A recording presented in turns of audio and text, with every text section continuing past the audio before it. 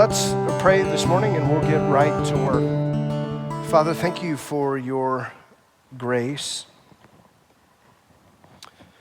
I think specifically this morning, I'm just reminded of the many graces, so maybe thinking more plural of all the things that you do, the ways that you meet us with favor and kindness and show up, and I'm just glad for that this morning. And of course, your grace in and through your Son, Jesus, who you sent to die on a cross in our place, that you redeemed us by his sacrifice. I am just glad. And so, God, you're present, you're aware, you're working, you're mindful, you're watching, you're attentive. All these things that sometimes are lost on us in the moment. And I'm just reminded of that, and I'm glad. So thank you.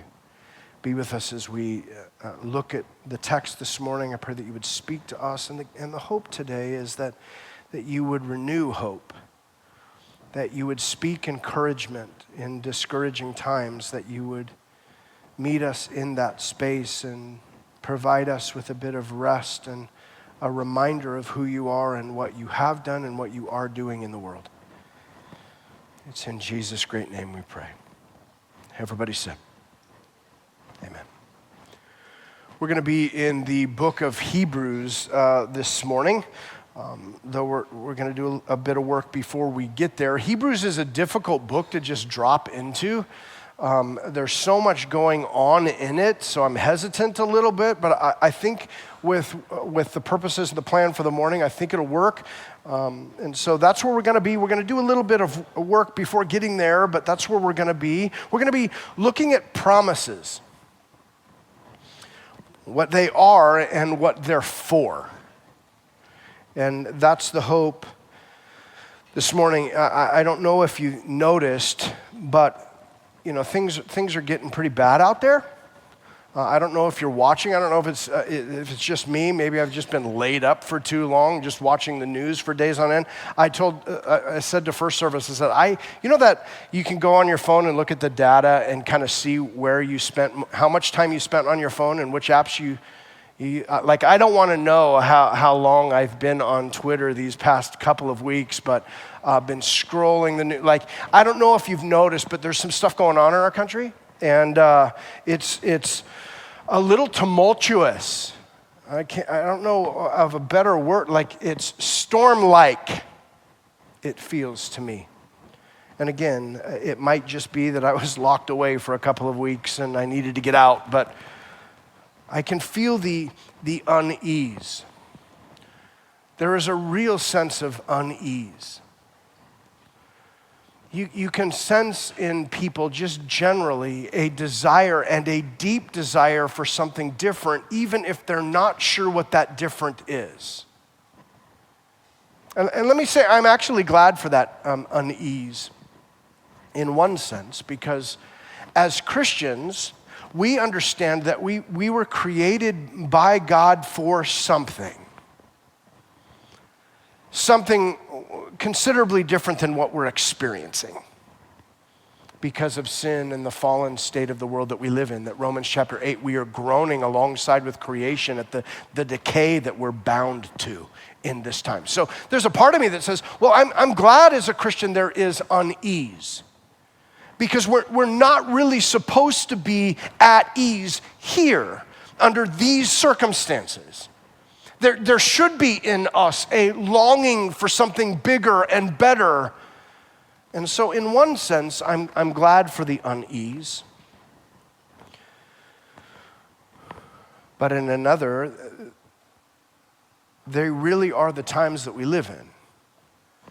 And these really are the circumstances that we are facing. And I'm thinking particularly of this election cycle. And in my lifetime, I think I can use the word unprecedented. I don't think that's a fair word to use generally, because historically, Christians have been in this place before, where they've had to endure under certain political leaders or certain empirical regimes that made living difficult. So I don't think it's unprecedented in the historic sense, but it seems unprecedented in recent history, at least in our country.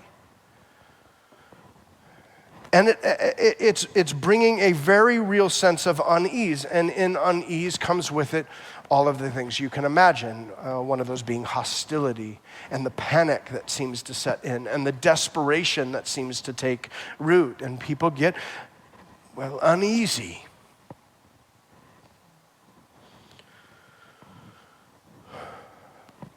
In times like this in our history, particularly election cycles like this one, a lot of promises are being made. They have been made and are continuing to be made. And here in Hebrews this morning, the author is going to talk about promises, specifically the promises of God. And his goal is to encourage his reader, the first readers of Hebrews, and then, of course, the historical readers of Hebrews, like ourselves. The aim is to encourage the audience that they would wait for the fulfillment of those promises. So you're going to talk about promises, specifically the promises of God, and then his hope is to stir that kind of hope in, the fulfillment of those particular promises. And so that's where we're going to be going this morning. My hope today is simple.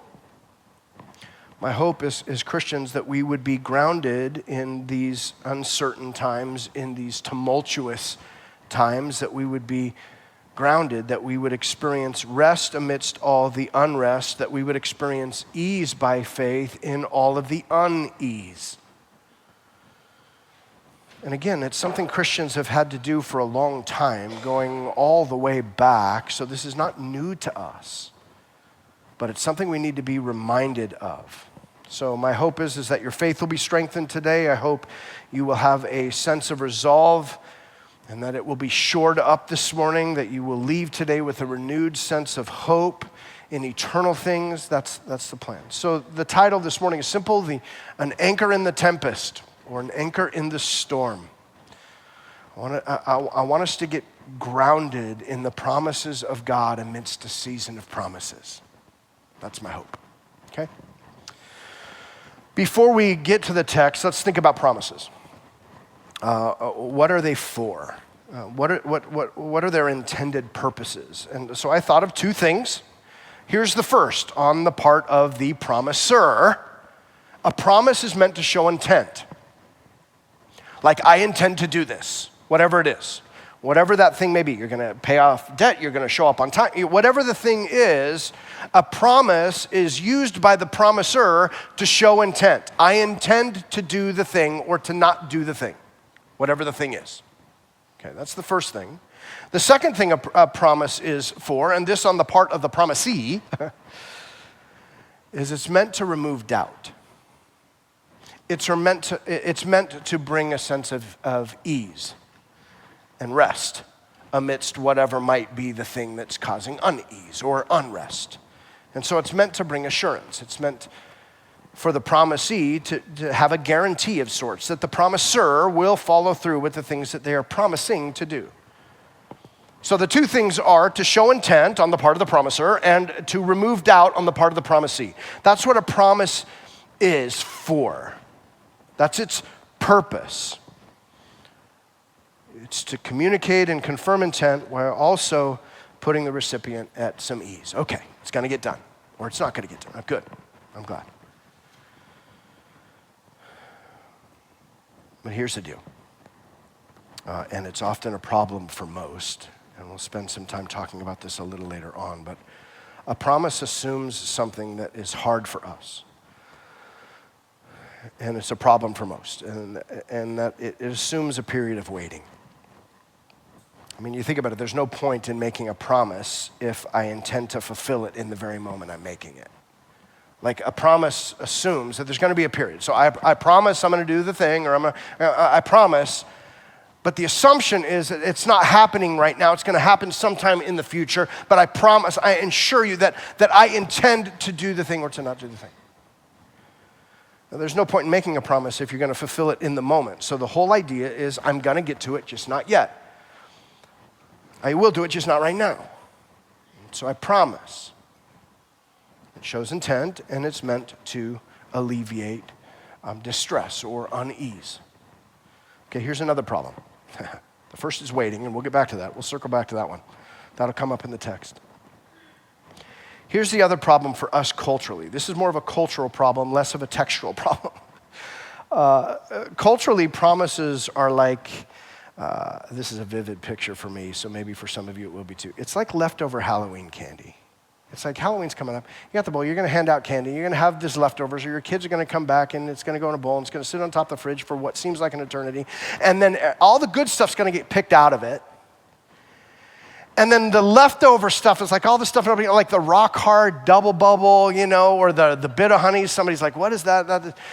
You got old saltwater taffy and then like loose candy corns. Like nobody wants that. Nobody wants that. And that's what we hand out. That's how we use promises. So culturally for us, they're of little value, they're hard to chew, and they're hard to swallow. Okay. It seems like, especially during an election cycle like this one, which is fairly heated, and I don't know if you've been paying attention the last handful of election cycles, but they're getting a little bit more intense. Like there's a lot of amperage. And so we use the word promise all the time. We make these promises. Day one, I will. Okay, that's the language of these cycles that we're in. Here's the thing, though. The promises culturally, often as we experience them, lack clear intent and don't put anybody at ease. Is it just me? Like, there isn't any real intent that is communicated that's very clear at all. And then you make a promise, and I'm supposed to feel better. I actually don't. In fact, I might actually feel, for lack of clarity, worse. But a promise is supposed to do that. It's supposed to show intent, and it's supposed to put me, the promisee, at ease. I'm experiencing none of that. It's the leftover Halloween candy. It's like, I don't want candy corns. I don't know what you're talking about. Nobody's going to eat that. I'm going to put that in my mouth, and I'm going to spit it out immediately. Like, that's a waste of time. Okay, you get the idea. Little anecdotal, but whatever. Okay. So get this. I want you to hear me here. This is a problem as we approach the promises of God in the text. I think this is a cultural problem for us to be able to see the promises of God in the text. Promises for us. Instead of using promises to add emphasis to something, we use promises today to make up for something. I'm going to read that again. Instead of using promises to add emphasis to something, we use it to make up for something that's lacking. Let me put it another way. We use promises as a substitute for integrity and character rather than a demonstration of it. Okay, sit with that.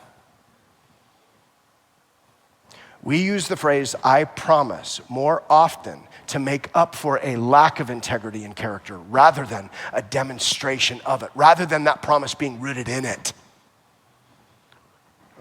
You can think of it like this. Those who break a lot of promises have to make a lot of promises. You see that? And I promise becomes that leftover Halloween candy. It's like, it doesn't mean, it's hard to swallow, it's tough to chew, like I'm not buying it. And that's the context in which we live when we consider promises, particularly in election cycles like this one, where we're like going, man, a promise doesn't mean a lot to me.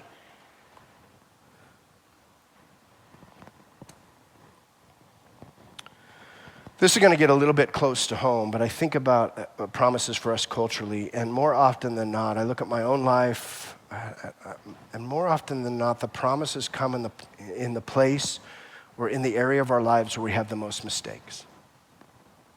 Again, we tend to use promises to make up for something rather than to be the demonstration of something. We're making up for something that's lacking. Like, son, I promise I'll make it to your game this time. To your wife, I promise I'll get that done. I promise I'll be home for dinner this time. What's the assumption in these promises? Well, the promises are you're rarely home in time for dinner. The promises are you rarely make a game. So more often than not, promises are made, again, to make up for something than they are to be this demonstration of something. that brings certainty, that shows intent and puts the promisee at ease. It just doesn't happen that way.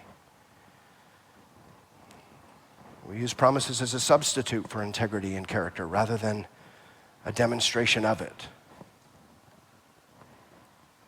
So to put it simply, I just don't believe you anymore. I don't trust you anymore. We've all done it. I'm sure our kids do it, our spouses do it, our neighbors do it, our coworkers do it, employers do it, employees do it, politicians do it, salesmen do it, insurance agents do it, contractors do it, doctors do it, preachers do it.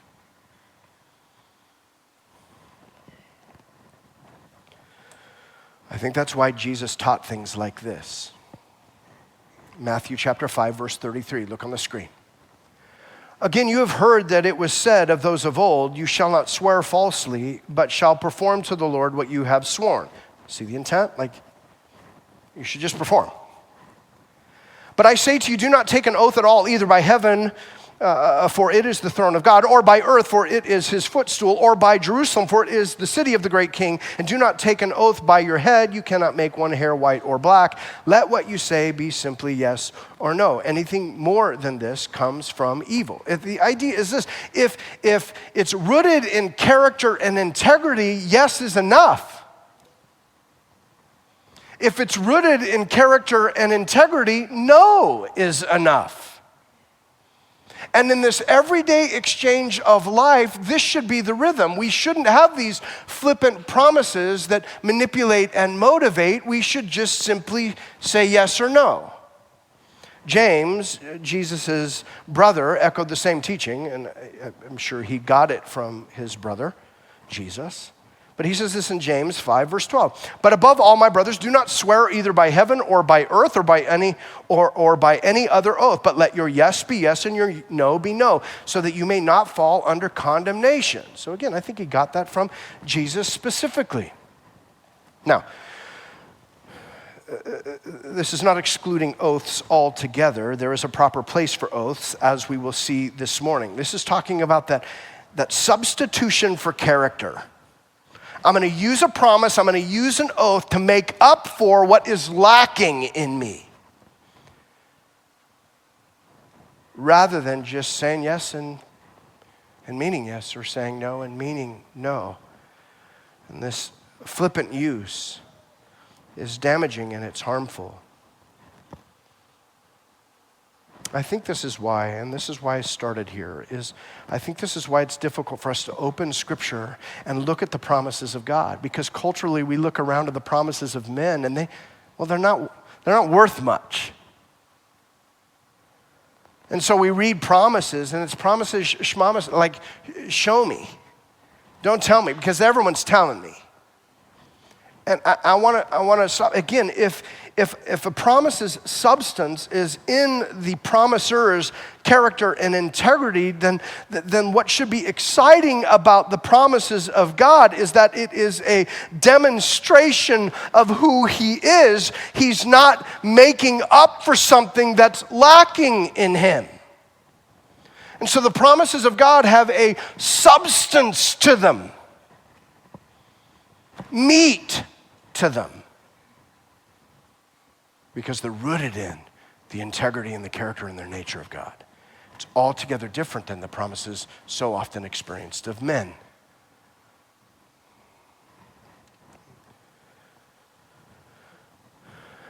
Now, there's one more thing we need to do before we get to Hebrews.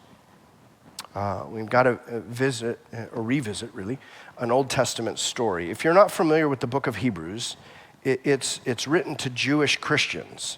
And so it constantly, as you work through the New Testament book of Hebrews, it's constantly referring back to Old Testament stories. So what it's doing is it's speaking into their history specifically as a people. So it's constantly referencing stories from the Old Testament. And it's making new points, and it's trying to encourage Jewish Christians, but it's going back to their story, their history, and then making these points. And so we're going to do that. We're going to look at the Old Testament story that the book of Hebrews is going to reference this morning, so that by the time we get to Hebrews, we'll have the context. For a Jewish Christian, they would have known those stories, so he's writing these down and making reference to Abraham. Yeah, I know all about Abraham. I know all about Moses. I know all about King David. And he's referencing their own history and their own story and making his points. And so for many of us today, we can get removed from some of those stories. So let's look at the story first, and then we'll look at the point the author of Hebrews will make in light of that story. Turn to Genesis chapter 22. Genesis is another book that's difficult to drop into the middle of, and this is almost exactly in the middle of the book of Genesis. So let me sum up in 90 seconds what's happening here, because this story begins at least in Genesis chapter 12, if not all the way back in Genesis chapter 1. So let me just hit the bullets. Genesis chapter 1 and 2, in the beginning God created, and he created all the things. On the sixth day of creation, the crowning creative work was man and woman that he put in the garden, made in his image, put in the garden to have dominion over all creation, to establish the reign and rule of God on earth, that God was going to establish his kingdom through men. We were to be his representatives. Well, Genesis chapter 3, sin, and they didn't do a very good job. They got removed from the garden, from the presence of God, and then Cain and Abel in chapter 4, and then more sin, and then you're at Noah and a big boat, like everybody's sinning, and so God's going to wipe the place out with a big flood. You got Noah in a big boat, and you get this picture of salvation that most are going to perish under the judgment of God because of sin, but God in his grace is going to save some. And you get that theme early in the book of Genesis with the story of Noah. The flood waters recede. Noah then enters into a covenant with God again. Same covenant God entered into with Adam and Eve. He's just now going to do it with this new people. But just like the original story with Adam and Eve ended in nakedness and sin, it isn't but a chapter later, and Noah is drunk, passed out, naked in a tent, and we're right back to nakedness and sin. So it creates a story that this is the state now of mankind. And then Genesis chapter 12, and a man named Abram, who would later have his name changed to Abraham, God shows up and picks him from all the nations of the world, and he's going to say, through you, I'm going to bless all the nations of the world, but I'm going to pick you, and I'm going to make you into a great nation, and then through this nation, I'm going to bless all the nations. That's Genesis chapter 12, verse 3. And he promises Abraham that he's going to have lots of kids, he's going to be a father of this great nation, and that it's going to have an impact on the entire world. God gathering a people for himself. It's beautiful. So God made a promise, showing intent, and it's meant to produce in the promisee a sense of ease, and it's going to remove doubt. You're going to do this. Well, with the story of Abraham, there's a lot of reasons to doubt, though. Abraham didn't have any kids, and by Genesis chapter 12, he's like 75 years old, and his wife Sarai, later to be renamed Sarah, is barren. They have not been able to have children, and they're past childbearing age. And God promises that they're going to have children. Okay, well, there's a reason to doubt.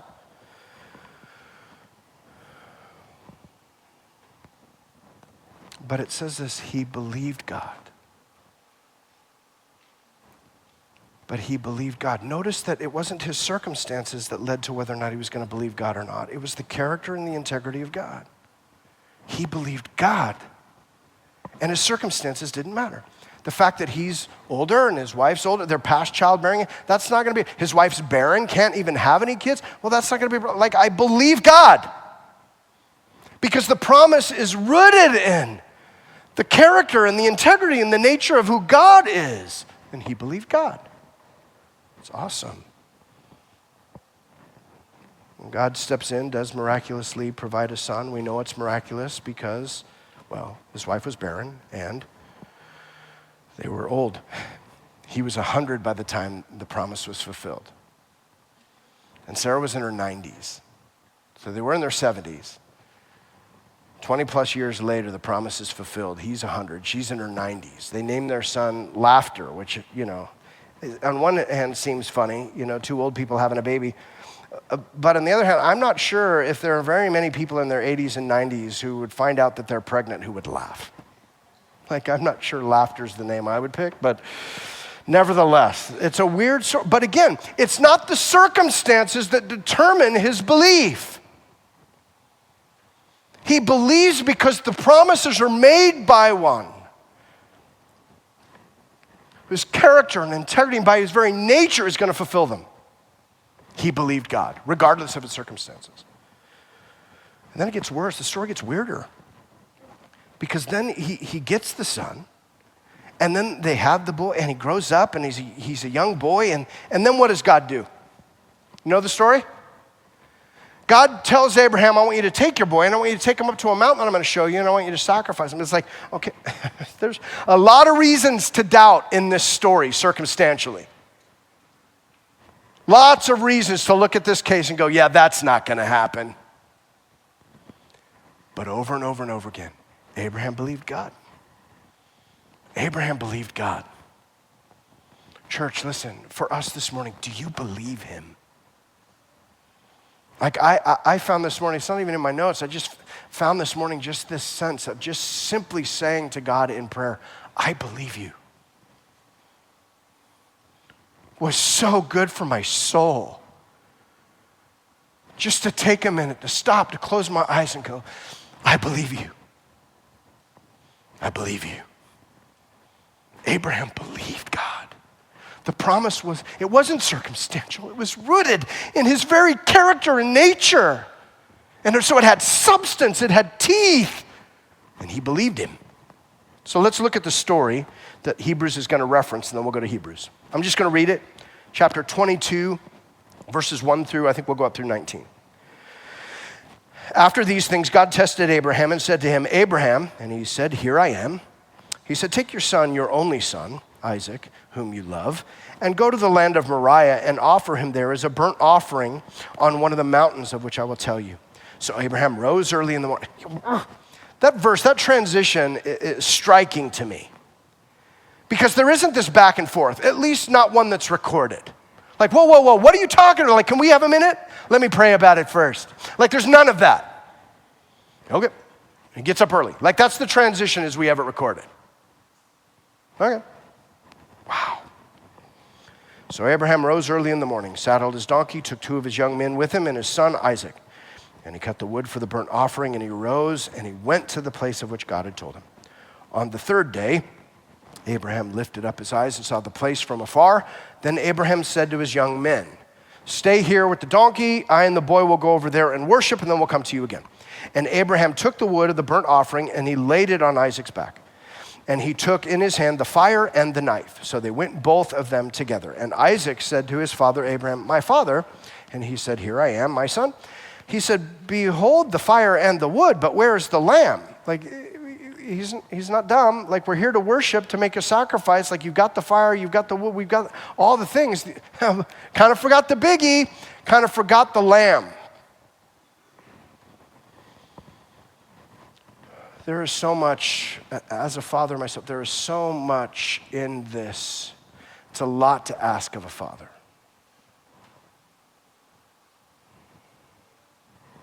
This is a parental situation that is certainly challenging. Where's the lamb, Dad? When Dad knows who the lamb is.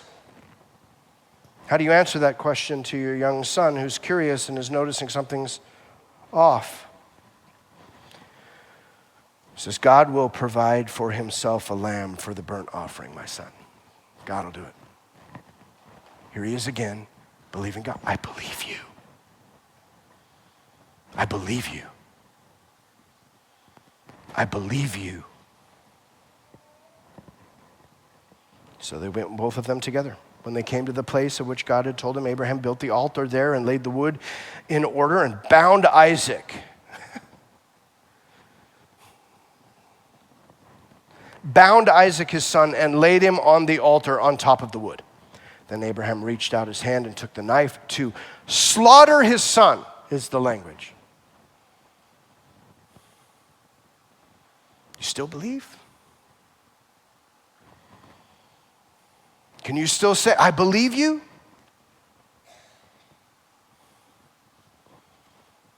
harder now. Lots of reasons to doubt.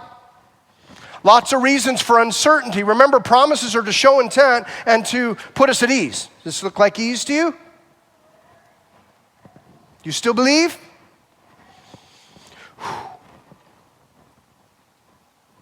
But the angel of the Lord called to him from heaven and said, Abraham, Abraham. And he said, here I am. He said, do not lay a hand on the boy and do anything to him, for now I know that you fear God, seeing you have not withheld your son, your only son. How many times does it say only son in this passage? Okay, that has significance. We'll get back to that. And Abraham lifted his eyes and looked, and behold, behind him was a ram caught in a thicket by his horns. And Abraham went and took the ram and offered it up as a burnt offering instead of his son. Instead of his son. Powerful. Okay. So Abraham called the name of the place, the Lord will provide. And it is said to this day, on the mount of the Lord it shall be provided. And the angel of the Lord called to him a second time from heaven and said, behold, by myself I have sworn. Now, in Old Testament scripture, angel of the Lord often is a placeholder for the Lord himself. So it's God saying, by myself I have sworn. So here's the passage that Hebrews is going to reference. By myself I have sworn, declares the Lord, because you have done this and have not withheld your son, your only son. I will surely bless you. I will surely multiply your offspring as the stars of heaven and as the sand that is on the seashore. And your offspring shall possess the gate of his enemies. And in your offspring, this is a restatement of the covenant in Genesis chapter 12, 15, and 17, shall all the nations of the earth be blessed, because you have obeyed my voice. So all the nations of the earth are going to be blessed because you have obeyed my voice. So Abraham returned to his young men, and they arose and went together to Beersheba, and Abraham lived at Beersheba. Okay, turn to Hebrews chapter 6. That's the story that's going to be referenced in the book of Hebrews, written much, much later. That's the story being referenced to the Hebrews he's writing to. We're going to be looking at verses 13 and following, but just for context, look at verse 11. Here's what the author is trying to accomplish.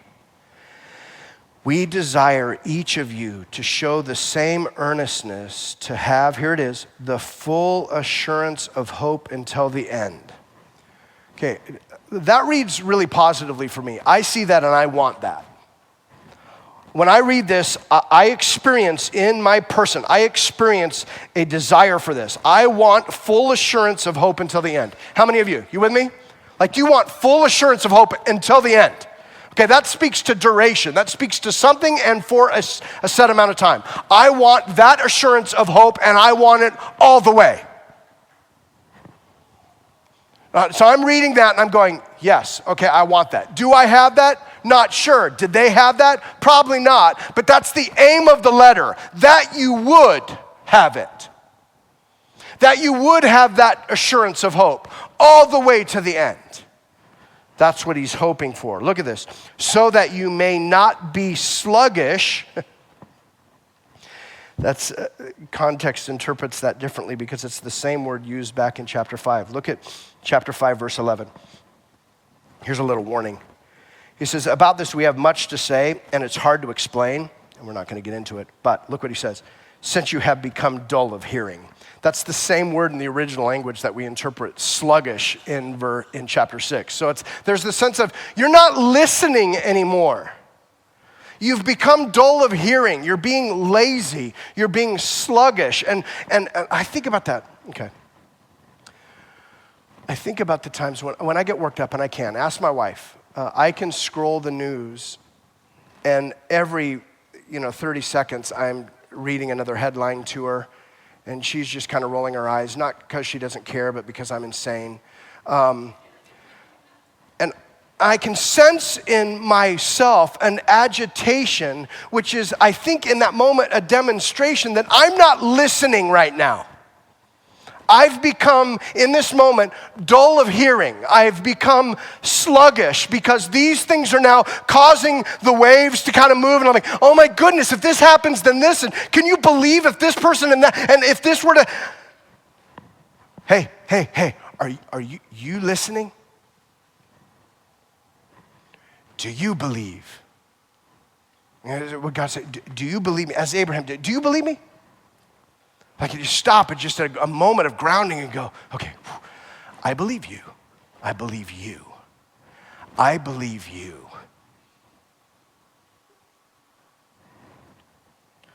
And so he knows who he's talking to. They become sluggish. They become dull of hearing. That's partly why they're freaking out and they're wondering if it's even worth it. Like, I don't even know if I want to do this anymore because it's harder than I ever thought it was going to be. And they're thinking about like not and checking out and going back to other things. And he's saying, no, like, don't do it.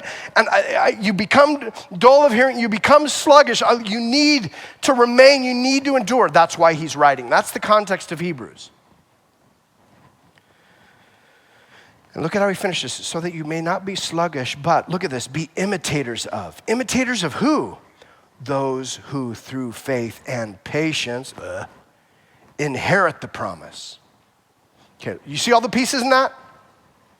So instead of being dull of hearing and sluggish and caught up in all of these things, I want you to imitate something else. Who?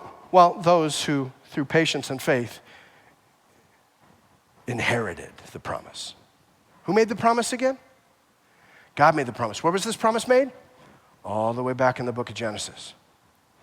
Like Abraham, do you believe him? Abraham believed. Do you believe? Is the question being asked these many years removed. And here's the example of one who, through faith and patience, inherited the promise, namely Abraham. And here's the story that we read in Genesis 22. Look at verse 13. For when God made a promise to Abraham, since he had no one greater by whom to swear, he swore by himself, saying, surely I will bless you and multiply you. That's the promise he made in chapter 12. That's the promise he made in 15 and 17. That's the promise he's going to now make an oath in chapter 22. He's got, now I surely will. He's going to make an oath and he's going to swear by himself. Look at, that was a long time. We do not like to wait. Go back. Through faith, okay, faith, I get that. Patience is harder for me. We don't like, anybody in here love to wait? Anyone? Okay. Like, that's not a character trait of most of us. Like, we do not like to wait. We like it right, and we like it right now. How many of you, have you experienced, even in Lebanon, Oregon, have you experienced same-day delivery yet with Amazon? That's a little creepy. It's almost like somebody's like already on your property when you make an order. And it shows up. Like, I can imagine it in places where, where the robots and the drones are flying and dropping things off of people. Like, okay, in Lebanon, like I can order something and click, and in a couple hours it's going to be on my front porch.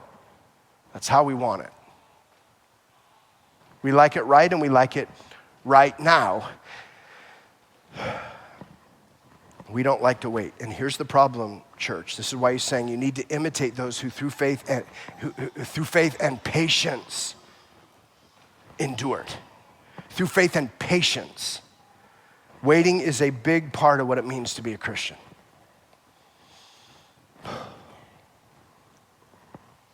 It's a big part of what it means to be. What do you do when you're used to this with drive-thrus and Amazon same-day delivery? You're used to this, and God doesn't respond to that. What do? Do you believe him? Wow. Waiting is thematic in Scripture. I mean, again, it's a part of what it means to follow God.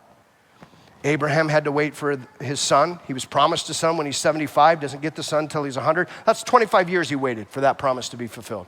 The Israelites had to wait 400 years in bondage waiting for a deliverer. Moses had to wait. How many times wandering around the wilderness trying to lead these people? Like, where are we going to next, and when are we going into the promised land? Joshua and Caleb had to wait 40 years. David, look at the Psalms. Psalm 40, verse 1, I waited patiently for the Lord. He inclined to me and heard my cry. Psalm 62, 5, for God alone, O my soul, wait in silence, for my hope is from him. Psalm 25, verse 3, indeed, none who wait for you shall be put to shame. Another way of saying that is, nobody who waits on God will be disappointed. Wow. Psalm 37, verse 34, wait for the Lord and keep his way, and he will exalt you to inherit the land. You will look on when the wicked are cut off. The prophets as well. You read the prophets. Like read Isaiah, Jeremiah, Ezekiel, Micah, Zephaniah. Read the prophets. Like their whole life was one of, here's a promise of God, and I guess we're going to wait. And the author is saying, I want you to be imitators of those who through faith and patience, they're the ones who inherit the promise. It's not others. It's those who with faith and patience, they're the ones who inherit the promise. And I want you to imitate them. And you've become sluggish and hard of hearing or dull of hearing. And I look and I go, man, there are times I get so caught up in the things of this world. And I look, and if I stop in light of this text, I go, I've become dull of hearing.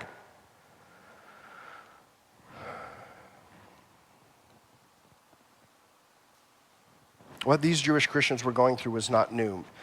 Many before them had to wait and patiently, and they had to endure. That's what Hebrews 11 is all about. And the biggest mistake maybe we can make in our faith is to somehow consider our particular circumstances and attribute to them special weight as if what's happening to me has never happened to anybody else. Woe is me, and get caught up in that space as if this has never happened before. And it's, well, happened lots of times before. I love what Peter says in 1 Peter 4. He says, beloved, do not be surprised at the fiery trial when it comes upon you to test you as though something strange were happening to you. But rejoice insofar as you share in Christ's sufferings, that you may also rejoice and be glad when his glory is revealed. If you're insulted for the name of Christ, you are blessed because of the Spirit of glory and God rests upon you. Don't be surprised. Like this has happened in the history of God-fearers, the history of Christians. This has been a staple. Waiting, enduring. And it's those who wait through faith and patience. It's those that will inherit the fulfillment of the promise that we are all waiting for. And Abraham believed God.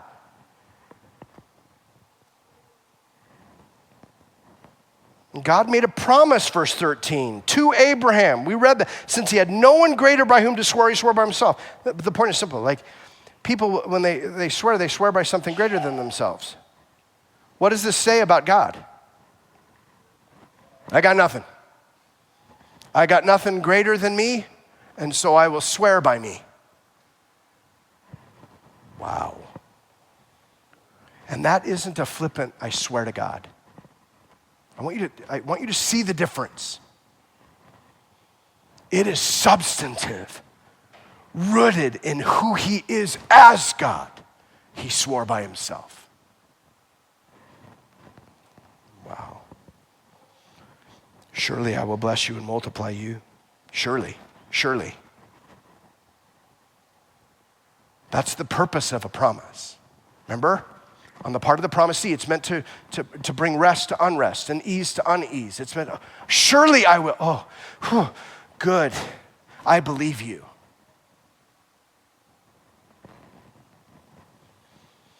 And thus Abraham, he's our example in this passage, having patiently waited, so he's one to imitate.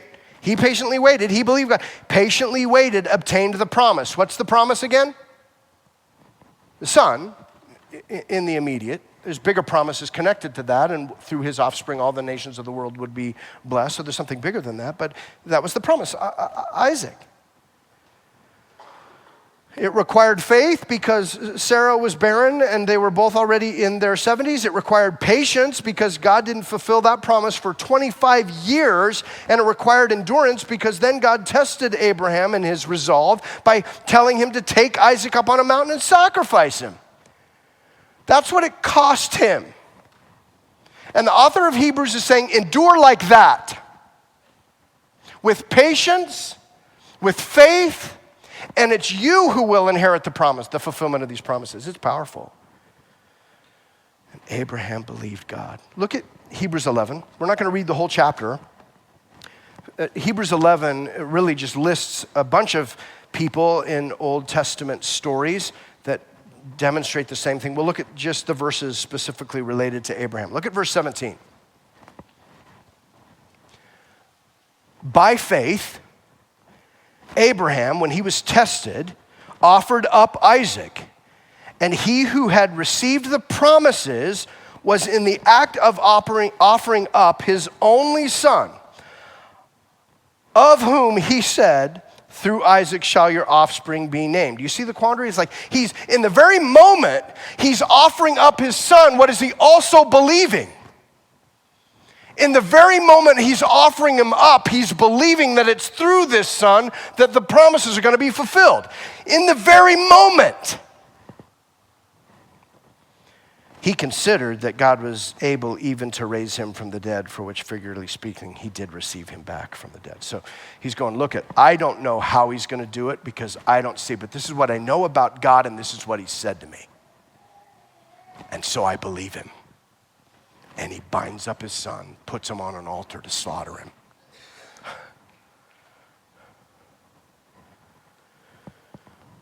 The author is saying, you must endure like that. Imitate that. Wow. Wow. Verse 16. Back to chapter 6, sorry. He's going to use some legal language here. He's going to refer to something that would be kind of an everyday thing for them, something they would be familiar with, and he's going to speak in kind of courtroom terms, legal terms. He says, for people swear by something greater than themselves, and in all their disputes, an oath is final for confirmation. So he's saying, look, you've seen this before. People have had disputes, and they've had to go to court, and they've had to settle a matter, and you see somebody make an oath that, yes, they're going to fulfill this, or then they're going to stop doing that, or whatever it is. You've seen this. Like even for us, in our courtrooms, you see inevitably somebody hold up a Bible, and you got to place your right hand on it, and you got to swear to tell the truth, the whole truth, nothing but the truth. Like, that's the idea. He's referring to that. You understand how an oath works. And people use them to say, yes, I intend to do whatever the resolution is. And it's meant to serve as a guarantee to the one who is hearing it. That's the idea. Verse 17. So, when God desired to show more convincingly to the heirs of the promise the unchangeable character of his... I got to stop. Did you just see what we read over? So when God desired to show what? More convincingly, which suggests it was already convincing. But to show you whom he loves more convincingly, he's going to swear by himself.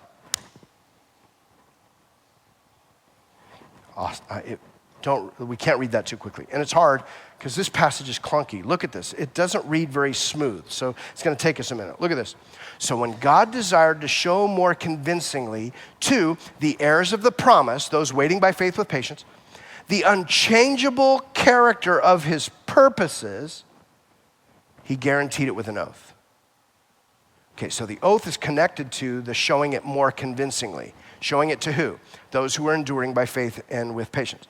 Okay, so he's going to use an oath to make it more convincing than it already is. So that by two unchangeable things, in which it is impossible for God to lie, we who have fled for refuge might have, what kind of encouragement? Strong, are you catching the language here? More convincingly, strong encouragement. This is what God wants for you. And to do that, he's going to make an oath and he's going to swear by himself. Okay, so what are the two unchangeable things? Again, it's a little hard to follow. I think they are these. In light of the context, I think here are the two things that don't change. God's purposes, and because it references that it's impossible for God to lie, the second must be his oath. So he has purposes. He's going to accomplish, he's going to show intent. This is what I'm going to do. And I'm going to give an oath, which because it's impossible for God to lie, it cannot be reversed. I cannot go back on it. To show you more convincingly that I am going to accomplish my purposes, I'm going to swear by myself. And it's impossible for me to lie. Church, there is no way to interpret that but in terms of a sure thing. You are meant to, from the author of it, you are meant to experience in faith and in patience, you're meant to experience a sure thing. You are to be convinced, you're to be more than convinced. You're to be encouraged, you're to be more than encouraged. You're to be strongly encouraged to endure. Because God cannot lie. So again, we're right back to the character and the integrity of the promisor. This isn't leftover Halloween candy. He's not using a promise to make up for something that's lacking. He's making a promise to show more convincingly something that's already convincing. Wow.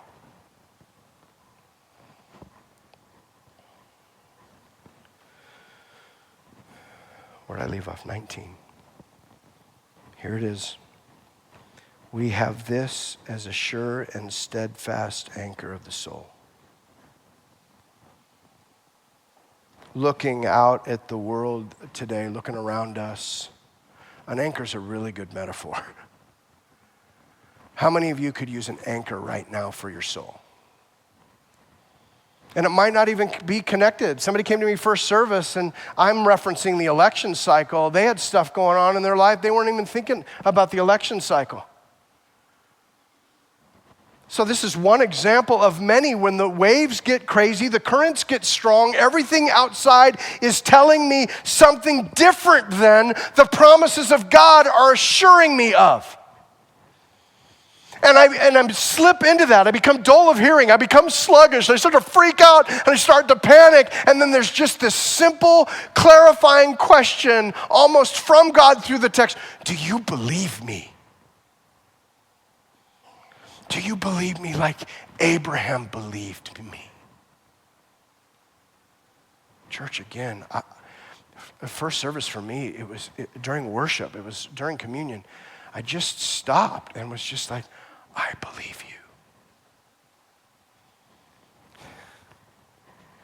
Just that simple utterance was for my soul something that had been a little uneasy as of late. Suffering from a little unrest as of late. And just to say out loud, I believe you, is an anchor to my soul.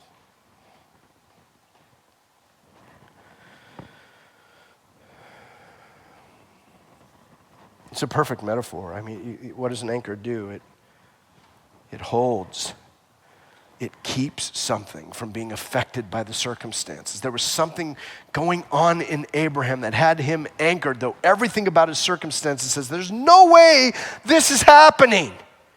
But he believed God. But he believed God. Anchor. Anchor. And notice how it says it. It doesn't just say we have an anchor of the soul. It says we have a sure and a steadfast. This goes right with strong encouragement. This goes right with more convincingly. Like, this text is emphatic about what God wants for you. We tend to make promises, and in our culture, we're like, man, I hope that's true. I hope. Man, that would be so cool if. It's not how God uses them.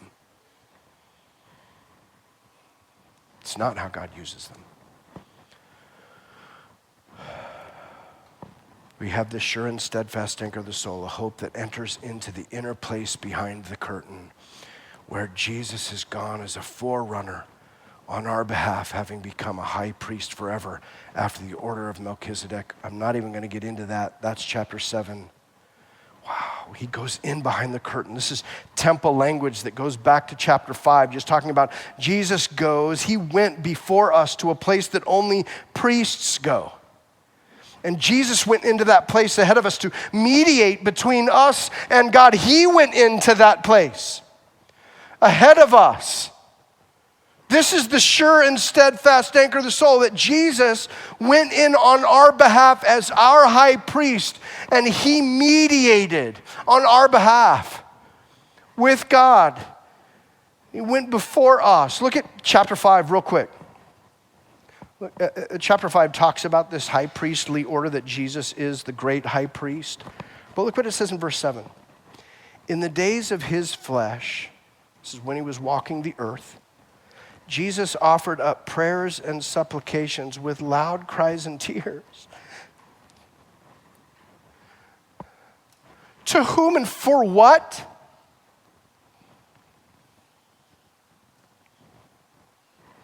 To God his Father, for you, as a priest. on behalf of the people. Supplications and prayers with loud cries and tears. And church, here's the good news. Look at the last part of that verse. To him who was able to save him from death. And look, he was what? He was heard.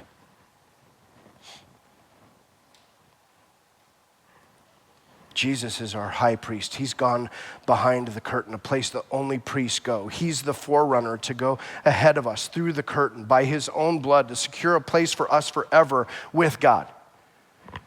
And he was heard.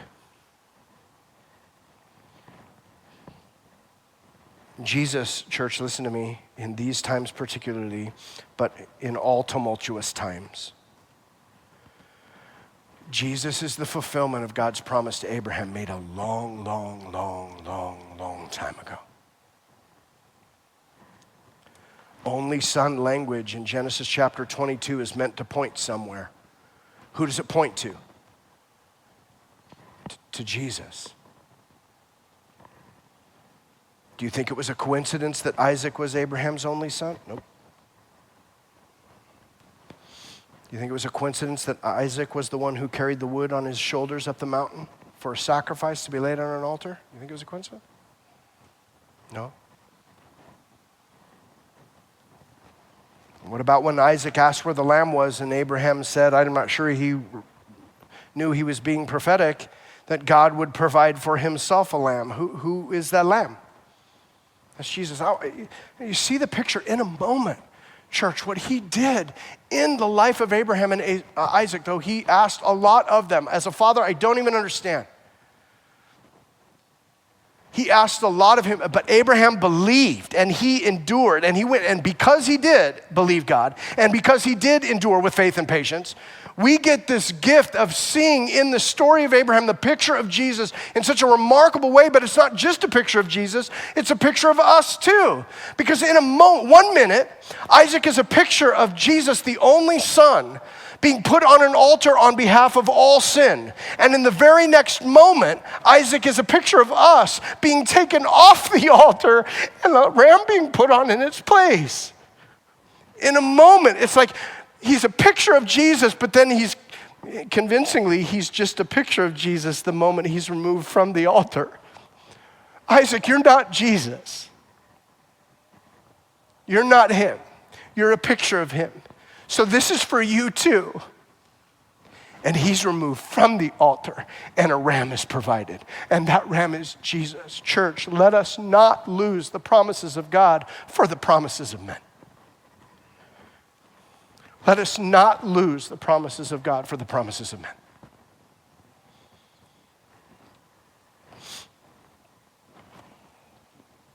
The question is simple this morning. I've said it many times already. It's one of those things where sermons in the moment take different, this isn't in my notes, but it's just the simple phrasing of I believe you. So the question is, do you believe him? Like Abraham believed him. That's an example for what that belief, that faith, that patience would look like. But just simply, do you believe him? Even when everything around us is like crazy, do you believe him? When everything about our circumstances, there's no possible way that's going, do you believe him?